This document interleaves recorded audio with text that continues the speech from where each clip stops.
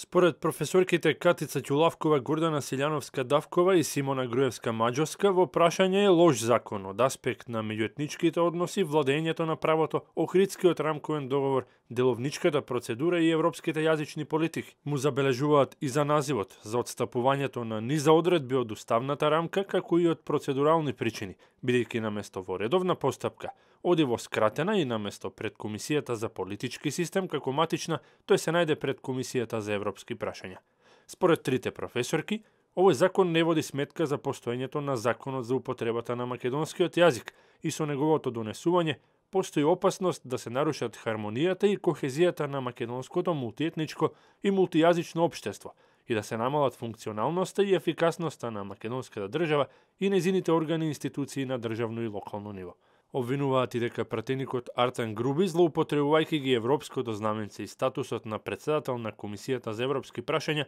неевропски, неделовнички и во отсуство на опозицијата, го турка законот кон гласање. Професорките наведуваат оти не е спорно дека треба да се почитуваат јазичните права на сите граѓани и на сите јазични заедници во земјата, како и да е, потенцираат оти во мултиетничко и мултијазично општество, политички и стратешки е спорно да се донесе закон со кој на национално ниво се промовира една регионална етничка и јазична заедница во државата, нејзините символи и нејзиниот јазик, наспроти другите јазични заедници со кои треба да се гради соживот. Професорките исто така предупредуваат дека финансиските импликации од примената на ваков закон ќе бидат преголеми и несразмерни во однос на средствата кои се издвојуваат за проучување и промоција на македонскиот јазик и на јазиците на другите заедници. Зголемувањето на администрацијата со преведувачи, лектори, филолози, инспектори, агенти и контролори на познавањето на албанскиот јазик ќе представува непродуктивно трошење. На крајот на краиштата, предвидените мерки за задолжителна употреба на албанскиот јазик надвор од единиците на локалната самоуправа, каде што заедницата е 20%, ќе го легитимираат двојазичниот и двонационалниот идентитет на Македонија, со што ќе го деградираат стекнатото државно конститутивно право на македонскиот народ, се посочува во писмото.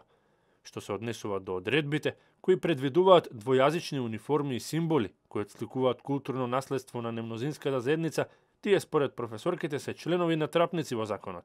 Се насе, постои логична веројатност, доколку се донесе овој закон, радикалните промени на статусот на албанскиот јазик од локално на централно ниво да се рефлектираат врз идентитетската карта на Република Македонија во Обединетите нации, заклучуваат професорките. Во меѓувреме, предлог законското решение ја помина амандманската расправа и со непроменет текст ќе оди на гласање на пленарна седница. Комисијата за европски прашања не одлучуваше за ниту еден од 90-те поднесени амандмани, од кои 84 беа од ВМРО ДПМН, 4 од СДСМ и 2 од БЕСА. Опозицијата бойкотираше, а социјалдемократите тврдат дека нивните забелешки ќе бидат дел од новиот закон кој ќе се врати од Венецијанската комисија. Законот за јазиците придонесе и за пријателска атмосфера на заедничката седница на владите на Македонија и на Албанија, која се одржа во Поградец. Албанскиот премиер Еди Рама му се заблагодари на неговиот македонски колега Зоран Заев за напорите кои ги вложува за изгласување на законот за употреба на јазиците, нагласувајќи дека затворањето на ова поглавје позитивно ќе се одрази на политичката клима во Македонија и ќе представува чекор напред на државата кон Европа.